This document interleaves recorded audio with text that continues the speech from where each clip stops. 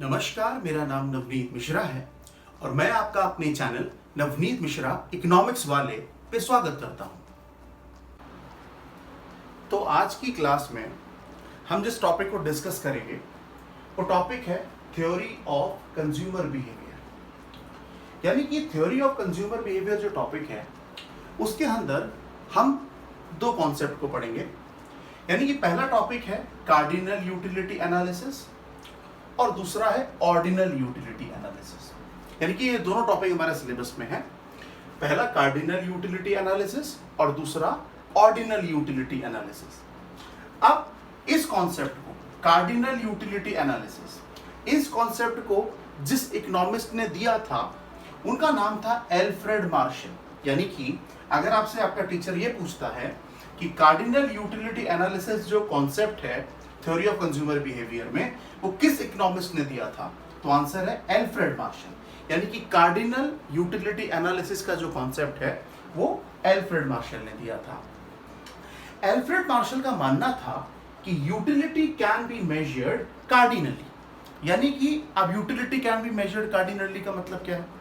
यानी कि उनका मानना था कि हम यूटिलिटी यानी कि जो सेटिस्फैक्शन है उसको नंबर्स में मेजर कर सकते हैं। जैसे मान लीजिए नंबर्स मतलब जैसे 1, 2, 3, 5, 10, 20। तो यानी कि अगर हम इस तरीके से, यानी कि एल्फ्रेड मार्शल का मानना था कि जो यूटिलिटी है, जो सेटिस्फैक्शन है, उसको हम नंबर्स में मेजर कर सकते हैं।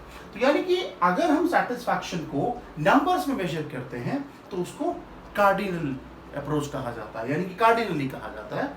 तो अगर आपसे ये कहा जाए कि utility can be measured cardinally, इसका मतलब क्या है? तो आप कहेंगे कि सर इसका मतलब है कि सेटिस्फैक्शन है उसको हम नंबर्स में मेजर कर सकते हैं। और इसी कॉन्सेप्ट को हम थ्योरी ऑफ यूटिलिटी में पढ़ते हैं।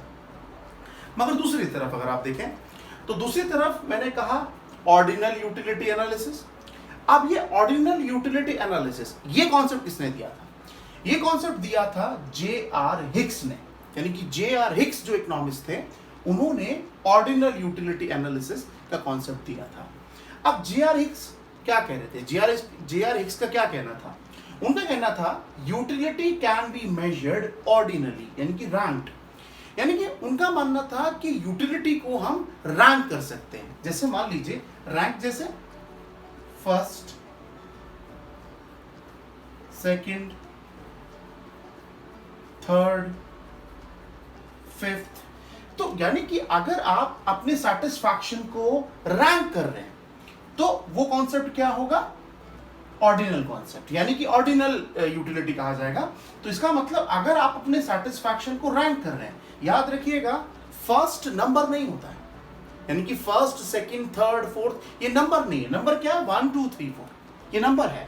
तो अगर नंबर्स में यूटिलिटी को रिप्रेजेंट करना है तो वो कॉन्सेप्ट कैसे लिखेंगे? Utility can be measured cardinally, यानी कि नंबर्स में रिप्रेजेंट कर सकते हैं। मगर जब हम सेटिस्फैक्शन को, यूटिलिटी को रैंक करते हैं तो उस कॉन्सेप्ट को क्या कहा जाता है? ऑर्डिनल यूटिलिटी एनालिसिस कहा जाता है। और इसी कॉन्सेप्ट को हम इंडिफरेंस कर्व थ्योरी भी कहते हैं। यानी कि आप जब इस टॉपिक को आगे पढ़ेंगे तो ये टॉपिक आपको कहीं ना कहीं पढ़ाया जाएगा, इंडिफरेंस कर्व थ्योरी। यानी कि इंडिफरेंस कर्व थ्योरी किसने दिया था? जे.आर. हिक्स ने।